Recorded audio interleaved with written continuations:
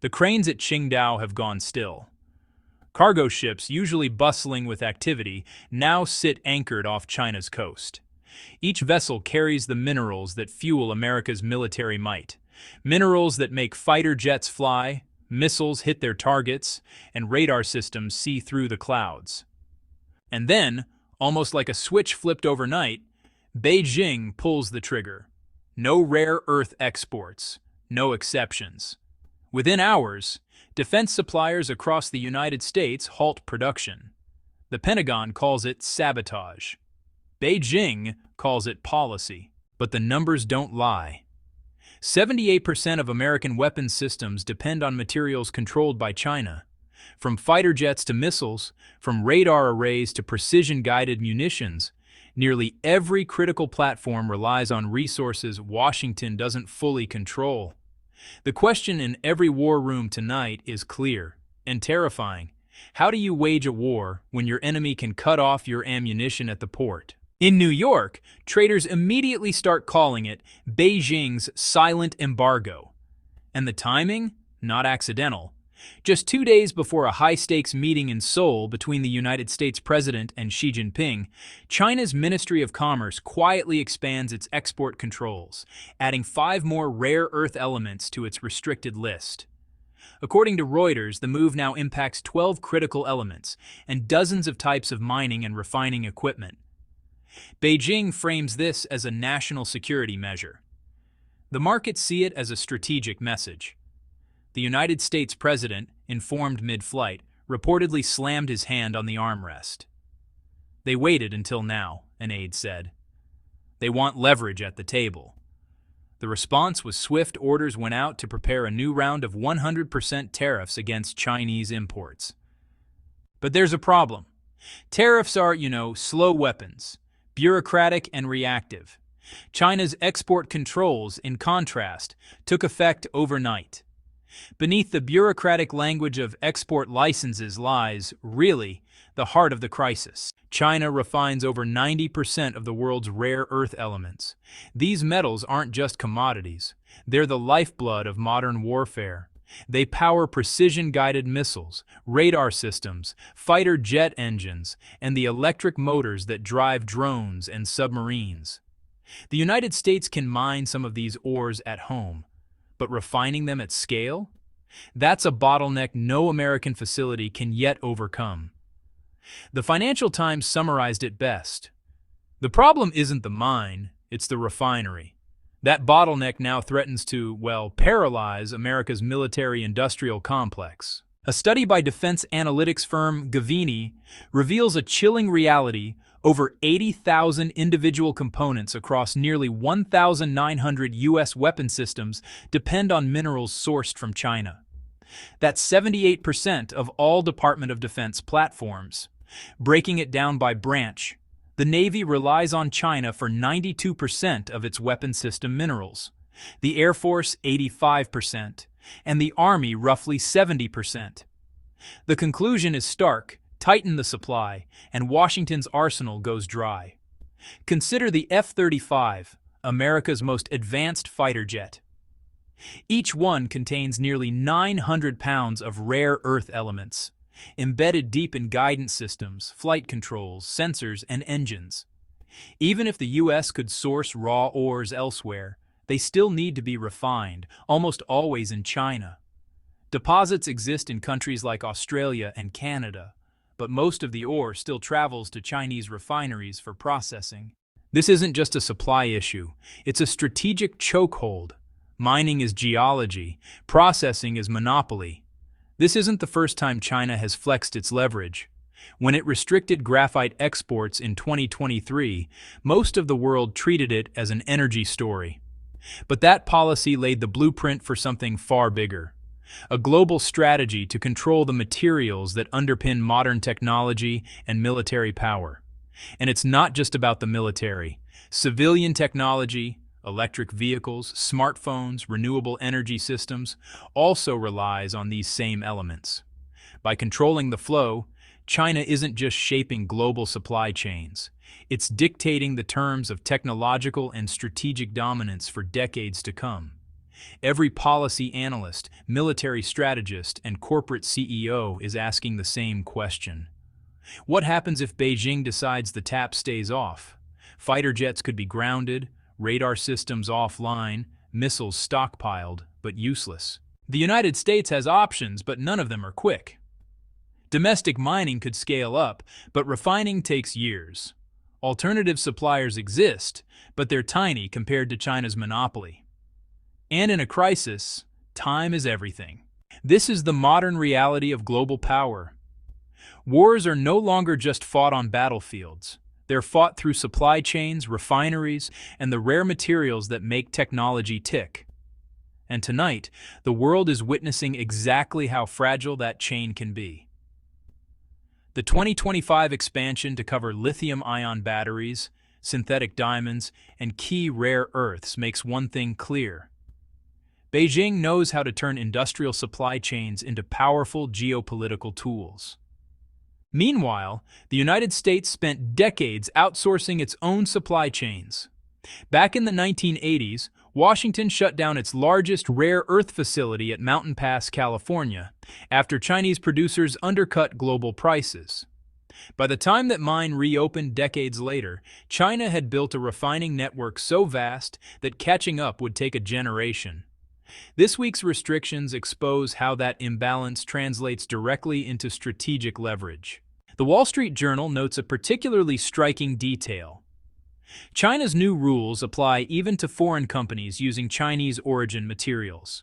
So a magnet made in South Korea or Germany could fall under Chinese export jurisdiction if any part of its inputs were processed in China.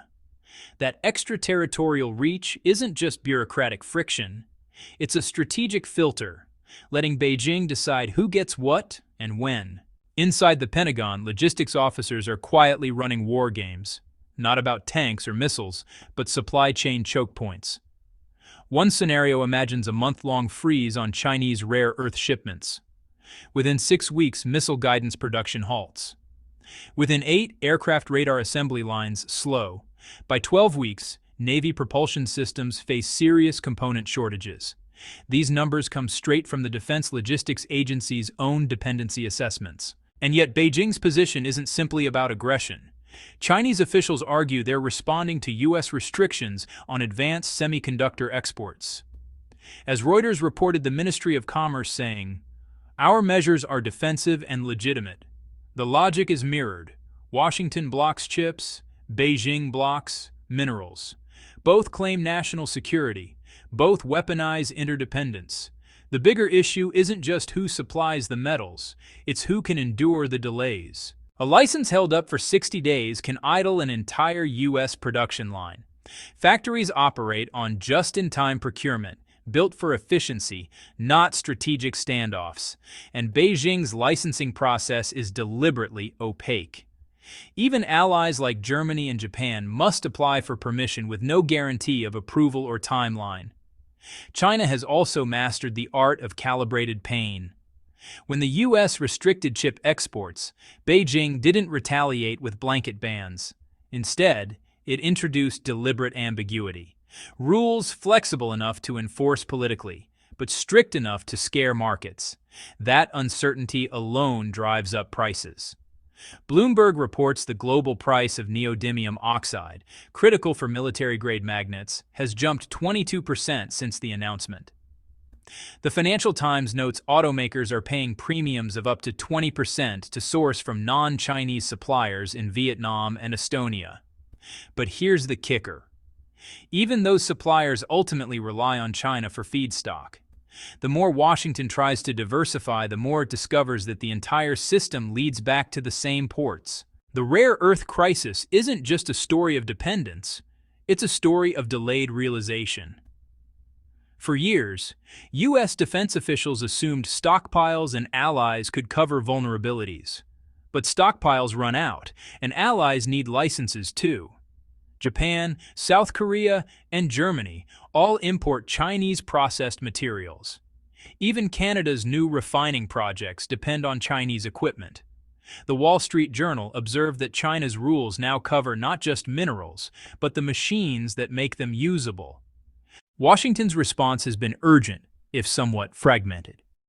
Under the Defense Production Act, the administration has allocated billions to expand domestic refining and magnet manufacturing.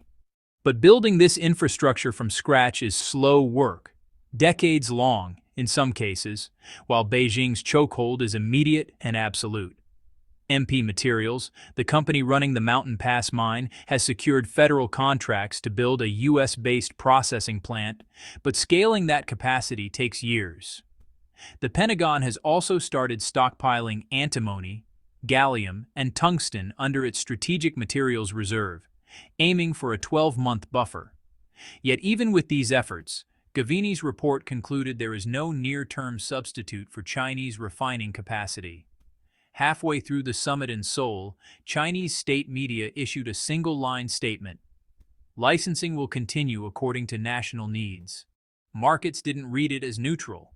National needs became shorthand for geopolitical leverage. Trump's advisors urged him to walk out of the meeting.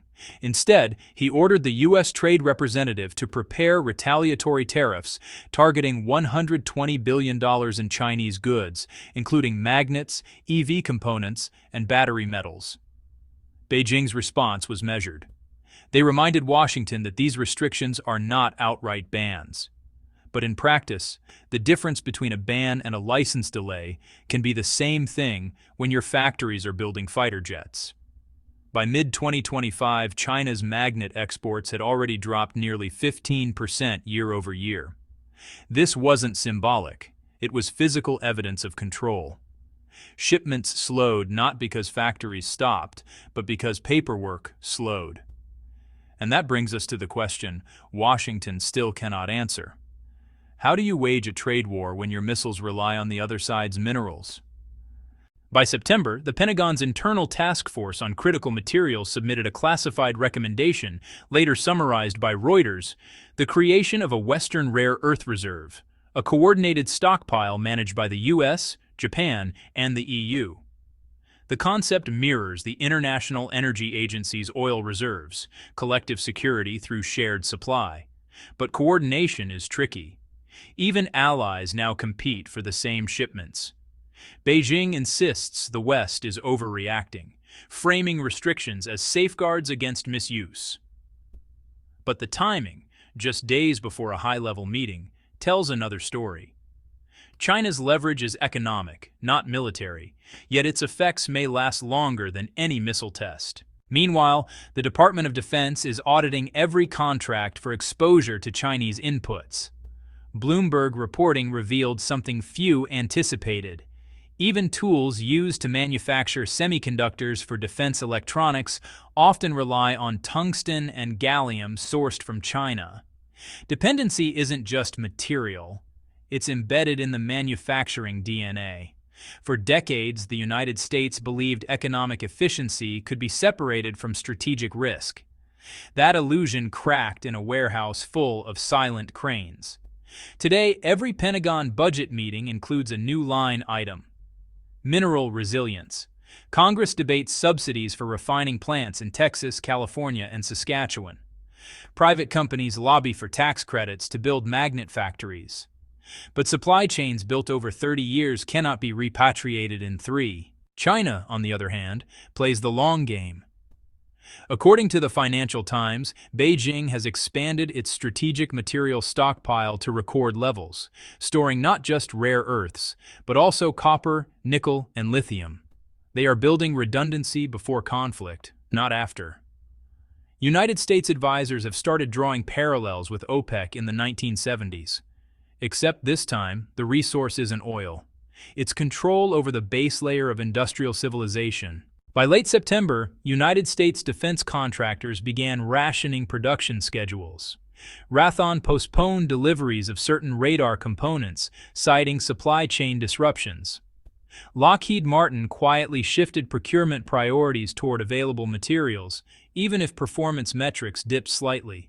These aren't normal market adjustments, they are strategic concessions.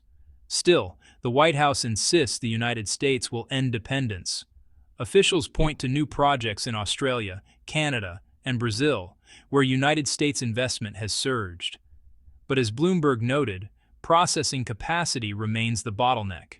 Even if every new mine starts tomorrow, most ore would still need to pass through Chinese refiners. China doesn't need to ban exports outright. It only needs to manage the faucet. And the number that haunts every Pentagon briefing remains unchanged.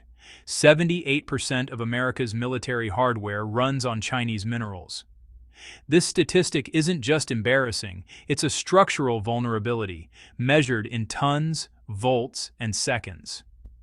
The question no analyst can answer yet is simple, terrifying, and real.